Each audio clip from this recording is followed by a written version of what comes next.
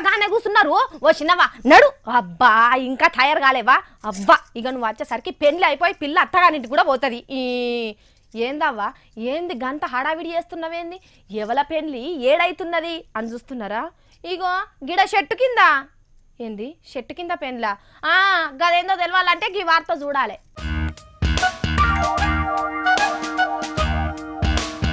అగో సప్పులు వస్తున్నాయంటే పెళ్లి పిల్లగాడు వస్తున్నాడు అన్నట్టు. ఇక నడు ముహూర్తం టైం అవుతుంది. చూస్తున్నారా యాప చెట్టు కిందనే మండపం వేసి పెళ్లి చేసుకుంటున్నారు ఈ జంట. అరే ఇది వాళ్ళ ఆచారం కావచ్చునో లేకుంటే ఉండ జాగా కూడా లేదేమో అనుకోకుండ్రి. ఆచారం కాదు జాగలేక కాదు, వాళ్ళ జాగలాలు పెళ్లి చేసుకుంటుంటే ఉన్న ఊరోళ్ళే అడ్డం పడి ఆపినందుకు ఇట్లా చేసుకుంటున్నారు. అసలు ముచ్చట ఏంటంటే వడ్లకొండ రామలక్ష్మయ్య అనేటాయన పెద్దపల్లి జిల్లా ఎలిగేడు ఊళ్ళే 17 ఏళ్ల సంది ఉంటున్నాడట. ఆయనతో బిడ్డకు పెళ్లి ఖాయమయ్యేపటికి లగ్గానికి వచ్చిన వాళ్ళు కూర్చునేది అందుకని ఇంత నీడ కావాలి కదా అని ఆయనే జాగాలి ఆయన్నే రేకులర్ వేసుకుందామని భూమికి పొక్కలు తవ్వుడుతోనే ఊరోళ్ళంతా వచ్చి గిదెక్కడ లెక్క ఈ జాగల కమ్యూనిటీ హాల్ కడదామని చూస్తుంటే నువ్వేమో గుంతలు తవ్వబడితివి అని లొల్లికి దిగినరట.